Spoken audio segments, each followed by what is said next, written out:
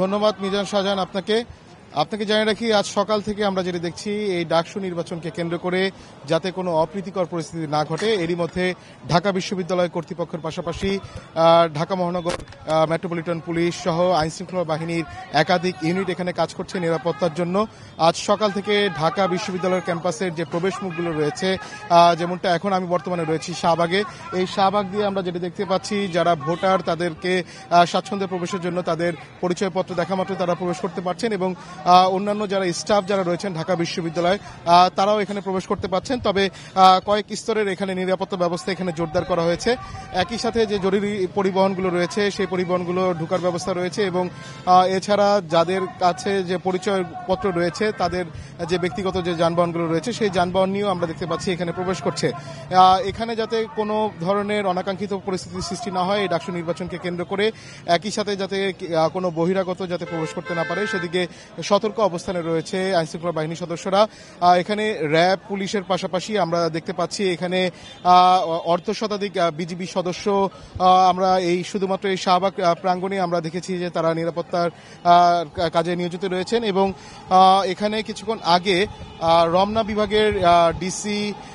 DC Masud Alam আমাদের গণমাধ্যম কর্মীদের সাথে কথা বলেছেন। তিনি আমাদেরকে একটি বিষয় নিশ্চিত করেছেন, যেমনটা আমরা গতকাল রাতে যেটি দেখেছি যে ভুয়া পরিচয়পত্র নিয়ে ঢাকা বিশ্ববিদ্যালয় ক্যাম্পাসে প্রবেশের সময় যেমনটা আটক হয়েছিলেন একজন ব্যক্তি, একই সাথে এখন পর্যন্ত সর্বশেষ তিনি আমাদেরকে জানিয়েছেন এরকম ভুয়া পরিচয় নিয়ে ঢাকা বিশ্ববিদ্যালয় ক্যাম্পাসে প্রবেশের সময় এখন পর্যন্ত দুইজনকে তারা গ্রেফতার করেছেন এবং তিনি আমাদেরকে জানিয়েছেন যে এই ভুয়া পরিচয়পত্র কিভাবে তৈরি করা হয়েছে, এই পরিচয়পত্র তারা কিভাবে সংগ্রহ করেছে এবং এর সাথে কারা জড়িত রয়েছে তাদের বিষয়ে তারা তদন্ত করছেন এবং এই ডাকসু নির্বাচন কেন্দ্র করে যাতে কোনো ধরনের ষড়যন্ত্র যাতে কেউ করতে না পারে, বহিরাগতরা যাতে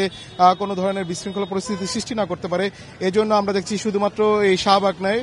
এখানে নীলক্ষেত, চাংখারপুল সহ ঢাকা মেডিকেলের দিকে যে প্রবেশমুখগুলো রয়েছে প্রতিটি প্রবেশ মুখে আমরা দেখেছি কয়েক স্তরের নিরাপত্তা ব্যবস্থা জোরদার রয়েছে। একই সাথে আমরা আরেকটি বিষয় জানিয়ে রাখি, এখানে যেহেতু গুরুত্বপূর্ণ ঢাকা মেডিকেল যে যারা চিকিৎসা নিতে আসেন তাদের বিষয়ে যেমনটা আমরা যেটা দেখেছি ঢাকা মেডিকেলের সেখানে আমরা গিয়েছিলাম,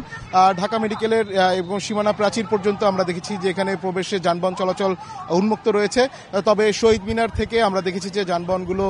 সেখানে আটকে দেওয়া হচ্ছে, কোনো ধরনের বহিরাগত যারা রয়েছেন তারা প্রবেশ করতে পারছেন না। তবে চিকিৎসা সেবা যাতে বিঘ্নিত না হয় সেজন্য আমরা দেখেছি এখানে এই ঢাকা বিশ্ববিদ্যালয় ক্যাম্পাসের আশপাশ জুড়ে আমরা বিভিন্ন এখানে স্বেচ্ছাসেবী যারা রয়েছেন তারা কাজ করছেন, ট্রাফিক নিয়ন্ত্রণে কাজ করছেন যাতে স্বাচ্ছন্দ্যে মানুষজন চলাচল করতে পারেন। আর আরেকটি বিষয়ে আমি জানাতে চাই, যেমনটা আমরা গেল কয়েকদিন ধরে আমরা যেটি জেনেছি যে চিফ রিটার্নিং কর্মকর্তা অধ্যাপক জসিমউদ্দিন আমাদের গণমাধ্যম কর্মীদেরকে জানানোর চেষ্টা করেছেন শুধু মাত্র ঢাকা বিশ্ববিদ্যালয়ের শিক্ষার্থীরা যদি চান তাহলে তারা যথেষ্ট এই ডাকসু নির্বাচনটি কমপ্লিট করার জন্য এবং সেই পরিস্থিতি যদি বিরাজ করে অবশ্যই আমরা যেটা দেখছি এখন পর্যন্ত যেহেতু স্বাভাবিক পরিস্থিতি রয়েছে, কোনো ধরনের অনাকাঙ্ক্ষিত পরিস্থিতির আমরা খবর পাইনি, বলা চলে এখন পর্যন্ত সুষ্ঠু পরিবেশ বিরাজ করছে ডাকসু নির্বাচন নিয়ে।